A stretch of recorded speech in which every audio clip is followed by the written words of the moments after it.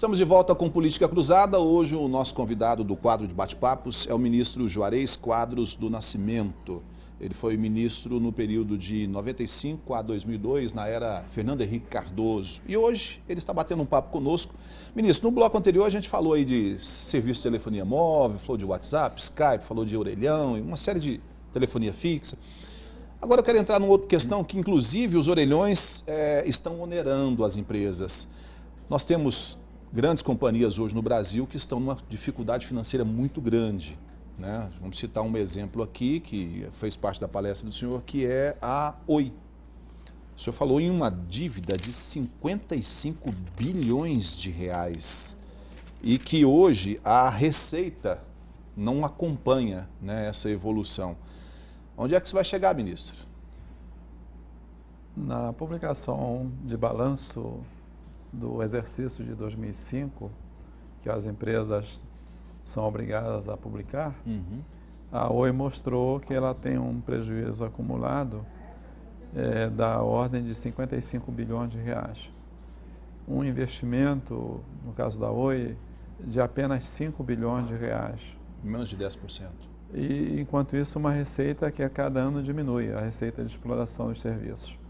Ou seja, a empresa está com endividamento crescente, com redução da receita gerada da prestação dos serviços e com um nível de investimento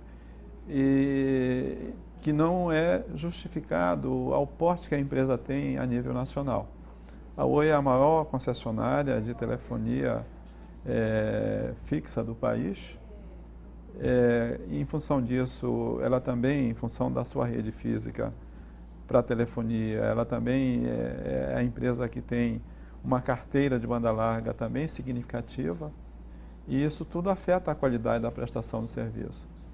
Há necessidade de ser revisto esse modelo, não para resolver o problema da Oi, mas para resolver de forma isonômica a questão, porque todas as empresas estão perdendo.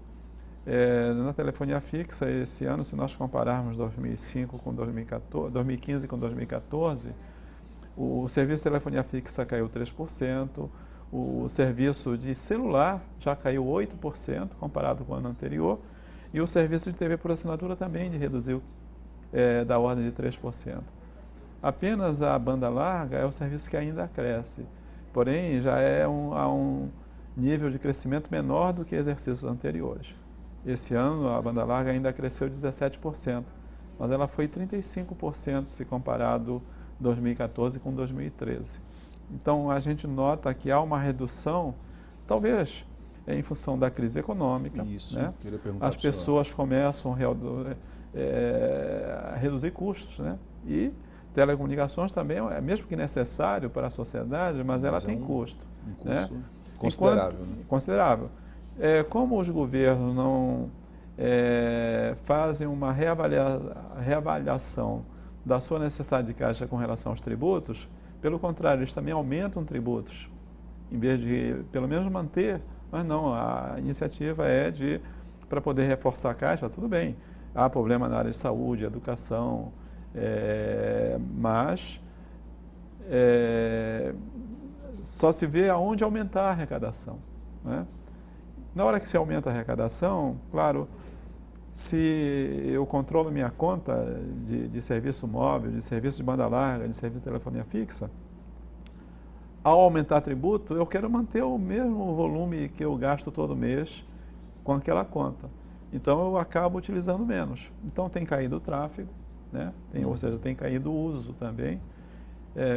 E isso acaba afetando o próprio governo, que com isso ele também, ao aumentar tributo, ele deixa de arrecadar, porque as pessoas também controlam suas contas. Ministro, aí chega um impasse. Nós estamos vivendo agora um momento político-econômico do país muito complicado.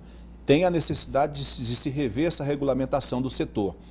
O governo que está atualmente, e aí eu deixo bem claro, a gente aqui está abordando a questão política, não torce nem para A nem para B, política.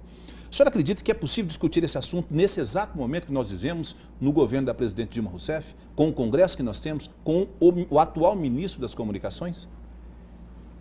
É de suma importância que se trate da questão, infelizmente, essa crise econômica, essa crise política e essa crise também moral, como tem sido totalmente divulgado pela mídia e até pelo empresariado, ela afeta essa necessidade de revisão do modelo. Ou seja, é necessário que seja revisto o modelo, porém as circunstâncias a nível econômico, a nível político, a nível moral, estão dificultando que essa revisão aconteça. Até porque os empresários também não sentem a devida segurança. Pode ser que o ministro de hoje não seja o ministro daqui 90 dias, daqui 6 meses. A classe empresarial, ela precisa de segurança política, segurança jurídica para poder investir.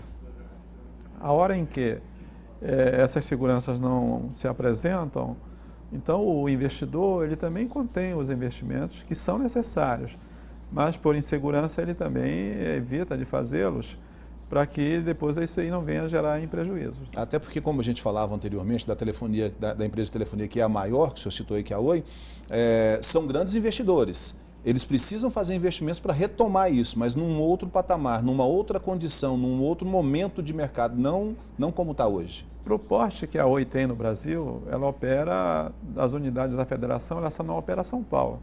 Ela tem uma operação em todas as outras unidades da federação. Ela precisaria de um investimento da ordem de 10 bilhões de reais por ano para estar fazendo a metade disso. Ou seja, ela prejudica a qualidade do serviço. Tudo bem, ela não tem como investir isso.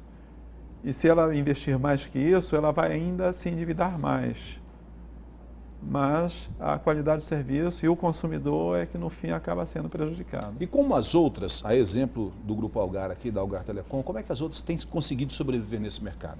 Essas empresas são mais sadias, em função de trabalhar num outro nível de endividamento, porque todo setor trabalha com certo endividamento. Mas elas acabam tendo a condição de, por ser um grupo mais saudável em termos acionários, são sócios mais bem definidos, são sócios mais seguros, né, naquilo que fazem, diferentemente daquilo que é mantido no quadro societário da empresa, no caso da maior concessionária que é a Oi, em que ela tem que remunerar também o investidor, né? E às vezes o investidor ele teria que avaliar do reinvestimento em vez de dividendos, né? Então também essa questão societária ela acaba afetando o negócio de uma companhia desse tipo de serviço. Na palestra do senhor, o senhor citou um outro dado lá, me corrija se eu estiver enganado, mas essas concessões todas, elas vencem até 2025, é isso? As concessões, elas se encerrarão em 2025, porém a cada quinquênio, ela tem uma oportunidade de uma renovação. A cada 5 anos. Então, a cada 5 anos, né? Então, nós temos essa renovação agora, que era 2015, que não aconteceu. Os contratos tiveram que sofrer aditivos, enquanto se define alguns atos complementares. Haverá uma nova renovação em 2020, que será a última. Essa, agora em 2015, é a penúltima. Mas já houveram outras concessões, outras renovações, em que essas janelas não foram aproveitadas para fazer alguma correção no modelo. Então, a cada 5 anos que se vence e que não se corrige os ajustes de mercado, dificulta mais ainda a sustentabilidade das empresas. A exemplo das concessões das hidrelétricas, do setor elétrico, o governo lá no setor elétrico exigiu que a empresa reduzisse o valor da tarifa como uma contrapartida para continuar com a concessão. O senhor acredita que o governo deve fazer alguma coisa na área de telefonia ou está totalmente descartado? Não é essa a vertente para esse setor? Essa iniciativa no setor energético, ela acabou sendo prejudicial ao próprio governo. 2 anos depois o preço veio. Né? O preço veio e, pelo contrário, a exigência que foi colocada à época, que era uma redução de tarifa, passados 2 anos, o que aconteceu? Houve uma necessidade de cobrir aquela diferença que... Tem umas bandeiras. E as bandeiras, está aí, a bandeira vermelha, a bandeira não sei qual cor, em que o usuário acabou tendo que pagar essa conta. Ou seja, os reajustes que foram feitos depois para compensar aquela redução que foi exigida à época, na prática ela não funcionou. Ou seja, não deu certo. Ministro, infelizmente o nosso tempo acabou. A conversa está boa demais, gostei muito de receber o senhor aqui hoje. Eu espero que uma outra passagem por Uberlândia o senhor tenha a oportunidade de voltar aqui. Eu também teria o máximo prazer e a honra de poder estar aqui com vocês. Então, muito obrigado aí pela atenção. Obrigado, senhor, mais uma vez.